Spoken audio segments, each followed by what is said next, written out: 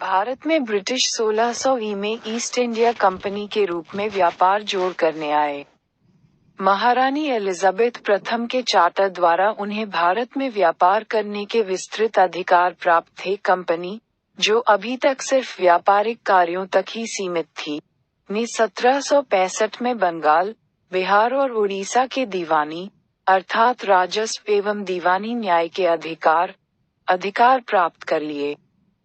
इसके तहत भारत में उसके क्षेत्रीय शक्ति बनने की प्रक्रिया प्रारंभ हुई। 1858 में सिपाही विद्रोह के परिणामस्वरूप ब्रिटिश ताज, क्राउन, ने भारत के शासन का उत्तरदायित्व प्रत्यक्षतः अपने हाथों में ले लिया।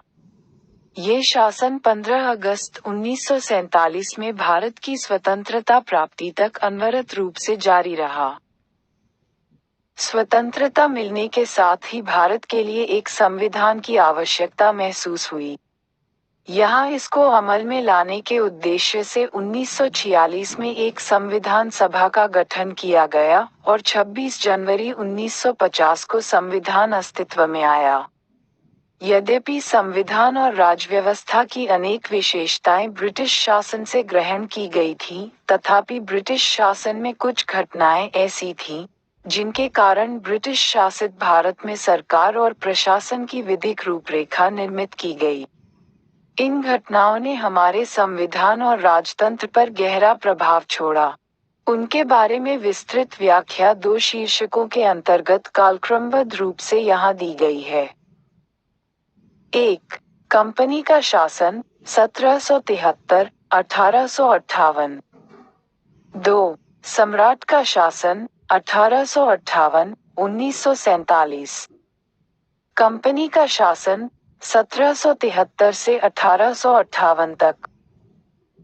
1773 का रेगुलेटिंग एक्ट। इस अधिनियम का अत्यधिक संवैधानिक महत्व था। यथा भारत में ईस्ट इंडिया कंपनी के कार्यों को नियमित और नियंत्रित करने की दिशा में ब्रिटिश सरकार द्वारा उठाया गया ये पहला कदम था।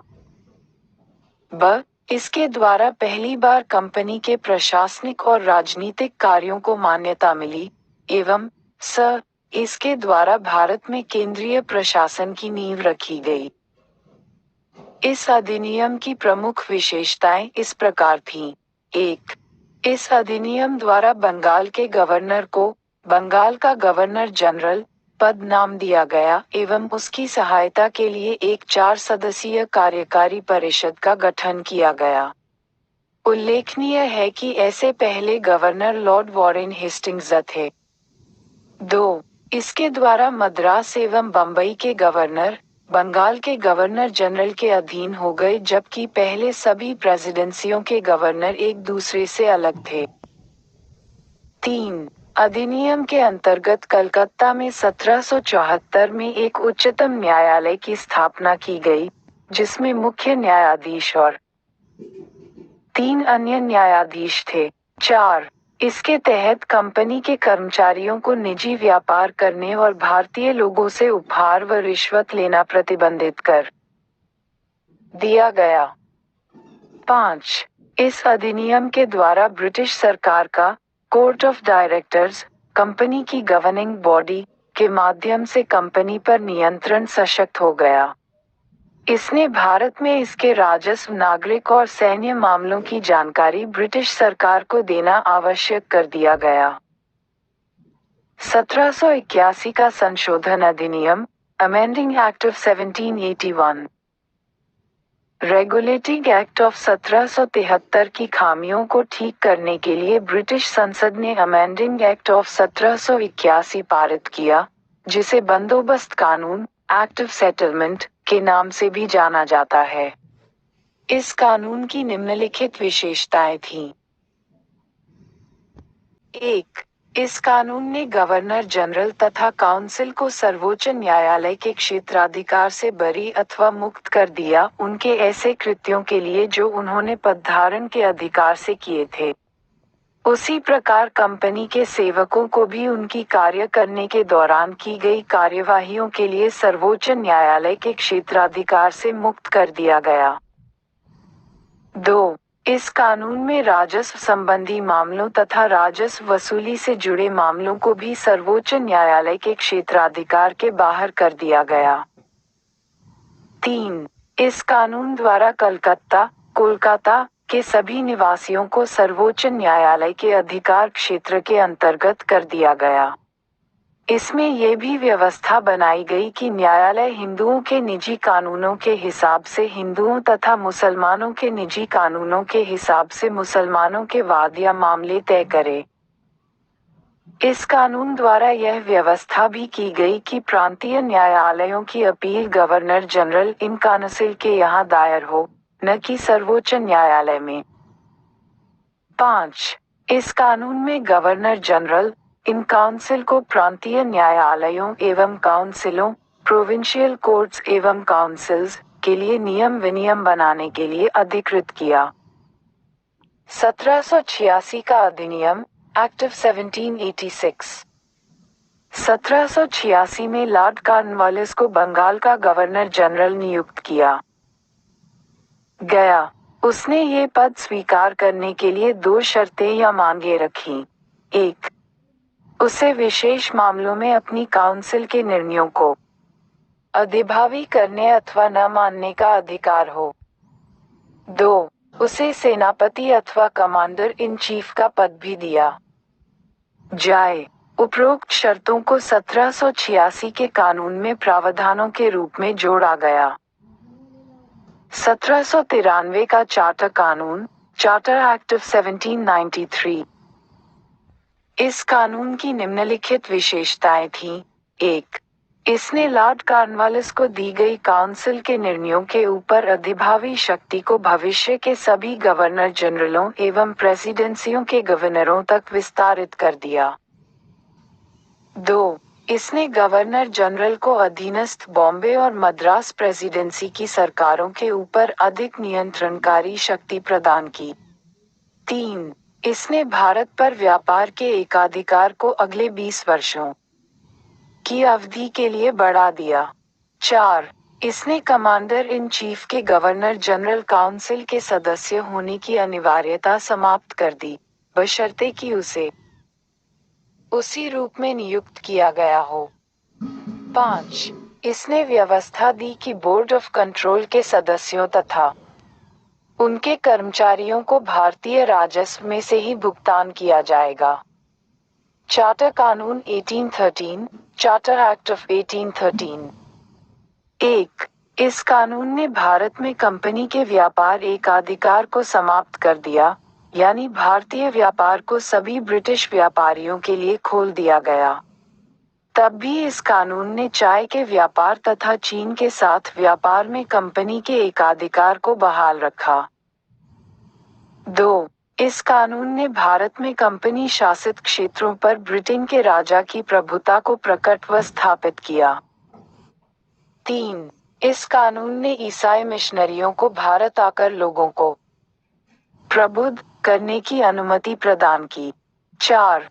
इस कानून ने भारत के ब्रिटिश इलाकों में बाशिंदों के बीच पश्चिमी शिक्षा के प्रचार प्रसार की व्यवस्था दी। 5. इस कानून ने भारत की स्थानीय सरकारों को व्यक्तियों पर कर लगाने के लिए अधिकृत किया। कर भुगतान नहीं करने पर दंड की भी व्यवस्था की। 1784 का Pitt's India act, regulating act 1773 की कमियों को दूर करने के लिए ब्रिटिश संसद ने एक संशोधित अधिनियम 1781 में पारित किया, जिसे एक्ट ऑफ सेटलमेंट के नाम से भी जाना जाता है। इसके बाद एक अन्य महत्वपूर्ण अधिनियम पिट्स इंडिया एक्ट 17,842 में अस्तित्व में आया। इस अधिनियम की विशेषताएं इस प्रकार थीं। 1. इसने कंपनी के राजनीतिक और वाणिज्यिक कार्यों को पृथक पृथक कर दिया। 2. इसने निदेशक मंडल को कंपनी के व्यापारिक मामलों के अधीक्षण की अनुमति तो दे दी, लेकिन राजनीतिक मामलों के प्रबंधन के लिए नियंत्रण बोर्ड ऑफ कंट्रोल नाम से एक नए निकाय का गठन कर दिया। इस प्रकार द्वैध शासन की व्यवस्था का आरंभ किया गया। 3. नियंत्रण बोर्ड को ये शक्ति थी कि वह ब्रिटिश नियंत्रित भारत में सभी नागरिक, सैन्य, सरकार व राजस्व गतिविधियों का अधीक्षण एवं नियंत्रण करे। इस प्रकार यह अधिनियम दो कारणों से महत्वपूर्ण था। पहला, भारत में कंपनी के अधीन क्षेत्र को पहली बार ब्रिटिश आधिपत्य का क्षेत्र कहा गया। दूसरा, ब्रिटिश सरकार को भारत में कंपनी के कार्यों और इसके प्रशासन पर पूर्ण नियंत्रण प्रदान किया गया। 1833 का चार्टर अधिनियम। ब्रिटिश भारत के केंद्रीयकरण की दिशा में यह अधिनियम निर्णायक कदम था। इस अधिनियम की विशेषताएं इस प्रकार थीं। 1. इसने बंगाल के गवर्नर जनरल को भारत का गवर्नर जनरल बना दिया, जिसमें सभी नागरिक और सैन्य शक्तियां निहित थीं। इस प्रकार